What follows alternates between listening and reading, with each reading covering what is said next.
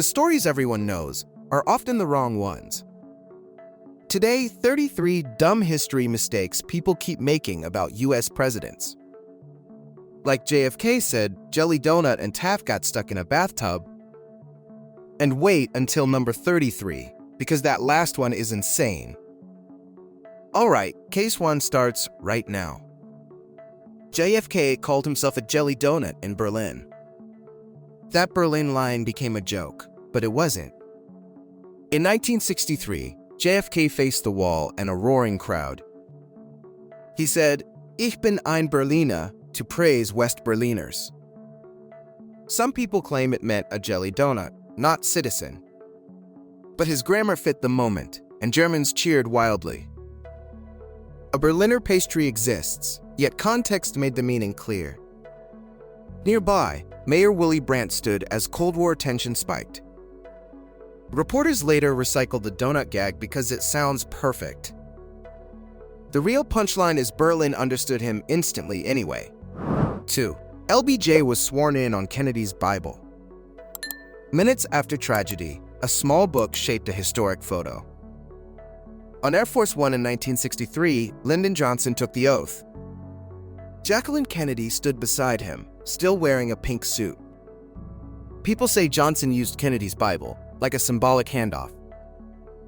It was actually a Catholic prayer book kept in the plane's cabin. Judge Sarah T. Hughes administered it, the first woman ever. Agents rushed paperwork while Dallas receded below the clouds. That book was grabbed fast, because nobody had time to search. The myth sticks because the truth is messier and human. 3. William Henry Harrison died because of his long speech. America got its first presidential death just 1 month in. In 1841, William Henry Harrison arrived with a showman's energy. He gave a long outdoor inaugural without coat or hat. The legend says that speech gave him pneumonia and killed him. But symptoms appeared later, and Washington's water supply was filthy. The White House sat near sewage runoff, perfect for stomach infections. Doctors bled him and dosed him, making a bad illness worse. So the chilly speech is memorable, even if unlikely. Harrison's real villain was 19th century sanitation, not stubborn bravado. 4. James Garfield was killed only by the bullet. Garfield's shooting should have ended quickly, but it dragged on. In 1881, Charles Guiteau shot him at Baltimore and Potomac Station. The bullet lodged inside, and doctors began frantic searching. The myth says only the bullet killed him, nothing else. In reality, unwashed hands and probes likely spread deadly infection. Alexander Graham Bell even tried a metal detector, unsuccessfully. Garfield lingered through summer heat, growing weaker at the seaside. So the tragedy is medicine's mistakes, stacked on violence. 5. Dwight Eisenhower met aliens at Area 51. A rumor turned Eisenhower into sci-fi's most powerful visitor. The story places him at Edwards Air Force Base, late one night. Supposedly, he vanished from a golf trip, leaving aides panicked. Then aliens arrived, and a secret meeting happened in a hangar. In real records, that missing time was explained by dental work. No official logs show extraterrestrials, only routine travel and security. The myth grew from later tellers, not from Eisenhower's staff. It survives because secrecy around bases invites wild stories. Eisenhower's real mystery was Cold War planning, not space diplomacy. 6. Presidents must swear the oath on a Bible. Presidents can take office without a Bible, and some did. The Constitution requires an oath, but never mentions any book. In 1825, John Quincy Adams used a law book instead. Others chose Bibles for tradition, family, or simple availability. Franklin Pierce even affirmed, avoiding an oath he disliked. When Bibles appear, they're sometimes borrowed, sometimes personal, sometimes random. On crowded platforms, aides scramble for something flat and meaningful. So the myth feels obvious because photos always show a book. But legally, the words matter, not the object underneath. 7. George Washington really had wooden teeth. Washington's smile wasn't wood, but it was a nightmare. As president in the 1790s, he suffered constant tooth pain. He lost most teeth early, long before the White House existed. People imagined carved wooden dentures, like a cheap Halloween prop. Real dentures used ivory, metal, and even human teeth. They were heavy, clamped by springs, and forced his jaw forward. That pressure shaped his portraits, giving him a stiff expression. The wooden myth spread because people saw stained ivory and guessed. Washington's real dental story is darker and way more human. 8. Washington chopped down the cherry tree. One cute confession turned into America's favorite classroom fable.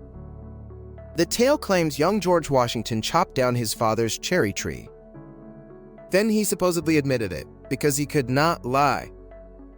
That story first appeared after his death, in a biography. Writer Mason Locke Weems wanted morals, not careful documentation. He packaged Washington like a saint, easy for kids to remember. No family letters mention a cherry tree tantrum in Virginia. Yet the myth stuck, because honesty feels patriotic and simple. The real Washington learned discipline through war, debts, and politics. 9. Washington threw a silver dollar across the Potomac. If Washington threw that coin, he had a cannon arm. The legend says he hurled a silver dollar across the Potomac. At Mount Vernon, the river is wide, windy, and unforgiving. People love the image, young George showing off to friends. But silver dollars, as we picture them, came later, anyway. And even strong athletes struggle with that distance using a coin. What Washington did have was stamina from surveying and frontier riding. The myth survives because it turns leadership into a bar trick. Real power is boring practice, not impossible throws at water. 10. Washington never told a lie ever. America's hero became a human lie detector, and that's unfair. After the Revolution, Washington's reputation mattered for the new republic. So stories painted him as perfect, calm, and always truthful. But he argued, got angry, and sometimes bent facts politically. In wartime letters, he used propaganda to boost morale and recruiting. That's not villainy, it's leadership under pressure and uncertainty. The never lead myth comforts people who want simple heroes. Yet Washington's real strength was choosing restraint when tempted. He was human, which makes his choices more impressive. 11. Betsy Ross made the first flag for Washington. The first flag story has a star seam, but missing proof. In Philadelphia, Betsy Ross was a skilled upholsterer and seamstress. The legend says Washington visited her, asking for a new flag. She supposedly showed a clever 5-point star cut with one snip.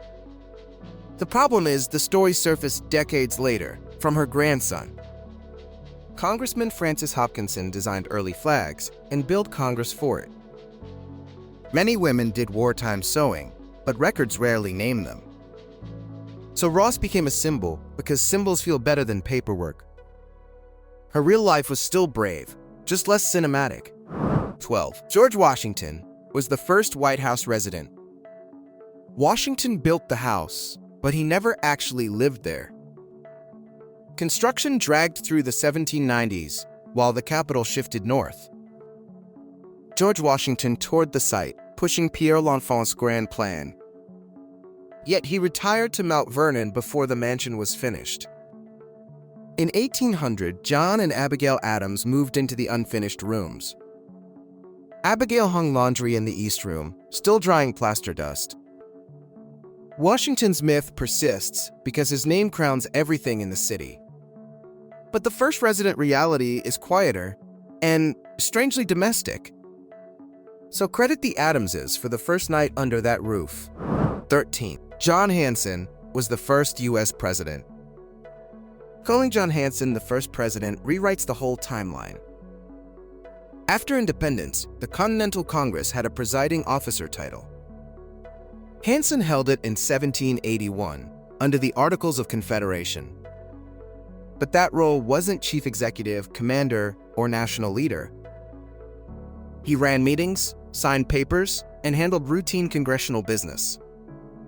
Later Americans saw the word president and assumed modern power. George Washington's presidency started under the Constitution, with elections. Hanson matters historically, just not the way the myth claims. It's like confusing a referee with the team's captain. 14. Thomas Jefferson wrote the U.S. Constitution. Jefferson's name gets credit for a document he never drafted.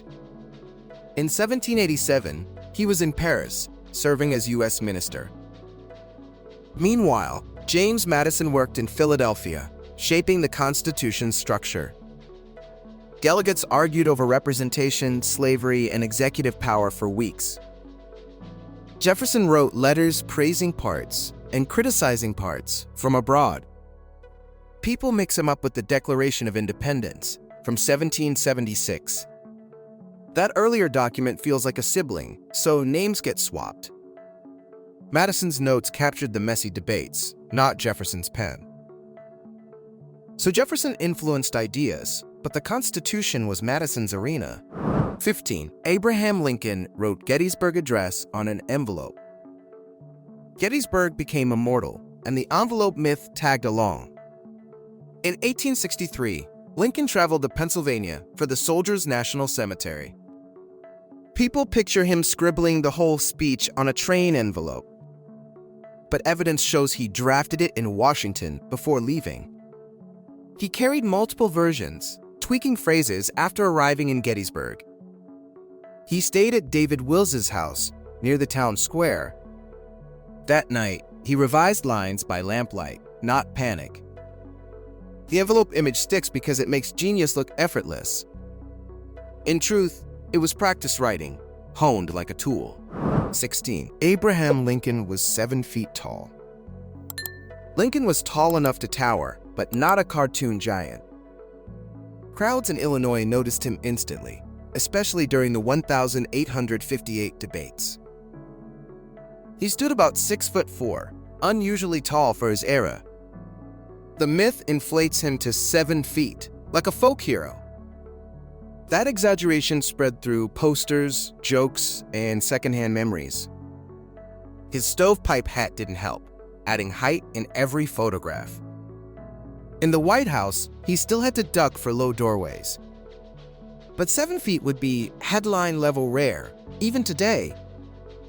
Lincoln's real stature came from his words, not inches.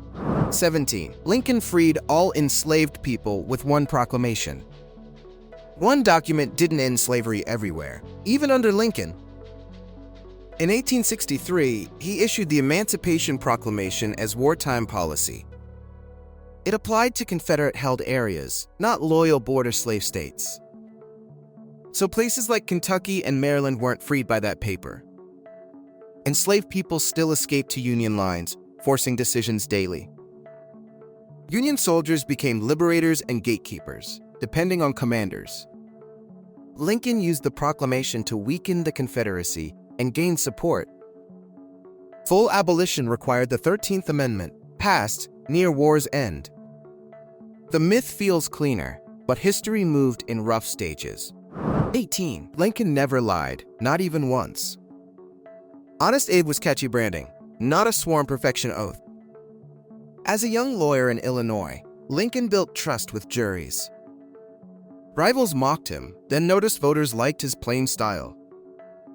In politics, he still spun arguments, especially against Stephen Douglas.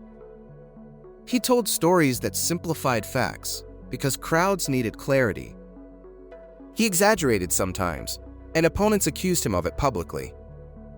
Yet he also admitted mistakes, which was rare in that era. So the honesty label survived, even when reality was complicated. He wasn't spotless, he was strategic, and often sincerely principled. 19. Zachary Taylor died from cherries and milk. A summer snack became a murder mystery, thanks to gossip. In 1850, President Zachary Taylor fell violently ill in Washington. He had attended 4th of July events during brutal heat. The popular tale blames cherries and iced milk for his death. Doctors recorded severe stomach distress, likely from contaminated food or water. Treatments included opiates and bleeding, which hardly helped recovery. Rumors of poisoning spread later because Taylor opposed some compromise plans. But no clear evidence proved assassination, only messy 19th century illness. The cherry stuck in memory because details make stories feel true. 20. Chester A. Arthur was secretly born in Canada. A birthplace rumor nearly erased a president's legitimacy overnight. Chester A. Arthur rose through New York politics, deep in patronage. Opponents whispered he was born in Canada, making him ineligible. Arthur was actually born in Vermont, near the Canadian border. His Irish-born father moved frequently, feeding confusion about the family. In the rough Gilded Age, dirty tricks replaced calm biography checking. Arthur rarely clarified details, which made the rumor grow louder. Later researchers traced records to Fairfield, Vermont, not Quebec. The myth endures because border stories sound spicy and suspicious. 21. Ulysses S. Grant's S stands for Simpson. Grant's middle initial became a permanent clerical typo on history. He was born Hiram Ulysses Grant in Ohio in 1822. A congressman nominated him to West Point, but wrote Ulysses S. Grant didn't want rejection, so he accepted the new name. People later guessed the S meant Simpson, his mother's maiden name. Officially, the S never stood for anything, just a letter. Even at West Point, classmates joked it meant Sam, jokingly. Grant kept signing Ulysses S. Grant because it was simple. So a paperwork mistake branded the general who saved the Union. 22. Grant was drunk during the Civil War. Grant's battlefield reputation got chased by a bottle-shaped shadow. During the Civil War, rumors followed him from camp to camp. Some officers swore he drank too much, especially when lonely. Others, including Abraham Lincoln, cared more about victories than whispers. Grant's wife Julia sometimes rushed to him, worried by stories. He did struggle with alcohol at times, by many accounts. Yet campaigns like Vicksburg show relentless planning, logistics, and calm nerves. Rivals amplified rumors to undercut him, because success breeds enemies. The truth is complicated. Flawed man, exceptional commander, brutal war. 23. Theodore Roosevelt created the teddy bear by sparing a cub. A hunting trip accidentally created a toy empire and a nickname. In 1902 Mississippi, Theodore Roosevelt joined a bear hunt with guides. They cornered an exhausted bear and tied it to a tree. Roosevelt refused to shoot it, calling the situation unsporting. A political cartoon spread the moment, and people laughed hard. In New York, Morris and Rose McTom made a stuffed bear. They named it after Teddy, and customers couldn't stop buying. So it wasn't a cub rescue, but a publicity lightning strike. A gentle refusal became the most famous bear on Earth. 24. Teddy Roosevelt charged up San Juan Hill alone. Roosevelt's charge was real, but he wasn't a one-man army. In 1898 Cuba, the Rough Riders fought alongside regular army units. African-American Buffalo Soldiers also advanced under heavy Spanish fire. The popular myth shows Teddy storming San Juan Hill alone, blazing. Fighting centered on Kettle Hill first, then the ridgeline. Roosevelt did ride forward, but horses disappeared fast in chaos. He later wrote and campaigned on the story, boosting his fame. But the victory belonged to many units, many accents, one battle. The myth trims teamwork because solo heroes sell better. 25. William Howard Taft got stuck in the White House bathtub. Taft's bathtub myth is funny, but the plumbing survives. William Howard Taft was a big man, and everyone noticed. Stories claim he got stuck in the White House tub, helpless. But there's no solid contemporary report of a rescue operation. What did happen, the White House installed an extra-large bathtub.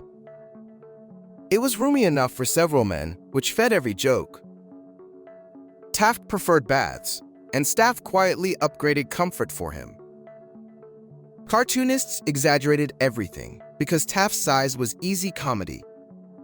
So the tub story stuck, even without anyone shouting for help. 26. Woodrow Wilson created the Federal Reserve single-handedly. The Federal Reserve wasn't one man's invention, despite the rumors. After the 1907 financial panic, reformers wanted a safer banking system. In 1913, Woodrow Wilson pushed the plan, but Congress wrote details. The Glass-Owen Act built regional reserve banks plus a central board. Lawmakers fought over Wall Street power and farm credit access. Wilson negotiated, pressured, and then signed, like presidents usually do. Bankers, progressives, and populists all pulled the blueprint different ways. Calling it Wilson's solo creation erases that ugly, vital compromise. The Fed was born from panic, politics, and a lot of paperwork. 27. Calvin Coolidge never spoke because he loved silence. Coolidge didn't take a vow of silence. He just loved brevity. In the 1920s, reporters found him calm, stiff, and hard to read. A famous dinner guest bragged she'd make him say 3 words. Coolidge replied with 2 words, and the story went everywhere. But he gave speeches, held press conferences, and negotiated legislation. He even delivered a full State of the Union, not pantomime. The quiet image fit radio-era expectations, leader as steady metronome. So jokes shrank him into a mute because it's memorable. Coolidge spoke plenty. He just hated wasting words on noise. 28. Franklin Roosevelt hid his disability completely from Americans. FDR didn't vanish his paralysis. He managed what people saw. After polio in 1921, he couldn't walk without braces or support. As president, he planned entrances, holding arms of sons or aides. Reporters often avoided photographing him struggling, following an unwritten norm.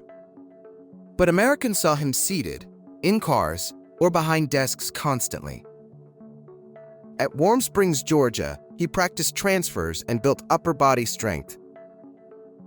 Secret Service agents and staff formed a moving brace around him. The myth of total secrecy ignores how many people quietly knew. His real skill was stagecraft, not invisibility, during national crisis.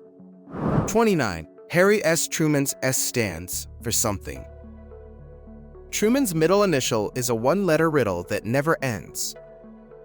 Harry S. Truman grew up in Missouri, surrounded by family names. His parents wanted to honor 2 grandfathers, both with S names. One was Anderson Ship Truman, the other was Solomon Young. So they picked S as a compromise, not a full name. People keep guessing Samuel, Stephen, or something dramatic and secret. Truman sometimes included a period, sometimes not, and didn't care. Official documents kept the S because changing it would confuse records. The simplest answer is true. The S stands alone. 30. Eisenhower built highways only for nuclear evacuation. Interstate highways weren't built only for nukes, despite the bunker vibe. Dwight Eisenhower remembered a brutal 1919 Army convoy across America. He also admired Germany's Autobahn efficiency during World War II planning. In 1956, he signed the Federal Aid Highway Act in Washington. Defense mattered, including moving troops and supplies quickly across states. But so did commuting, trucking, commerce, and linking cities reliably. People focus on straight stretches for planes, but that's rare. The system's real story is politics, money, and concrete everywhere. Nuclear fear made a good myth, but daily traffic made reality. 31. John F. Kennedy was the youngest president ever. JFK wasn't the youngest president to serve, even at 43. In 1961, Kennedy arrived as a young face after Eisenhower's era. People repeat he was the youngest ever, full stop, end of story. But Theodore Roosevelt became president at 42 after McKinley's assassination. Kennedy was the youngest elected, which is a different sentence. That hair split matters because elections and accidents aren't the same. TR had already been vice president. JFK had to win outright. So the myth flattens two careers into one simple brag. Youngest or not, Kennedy's era still felt like a fresh start.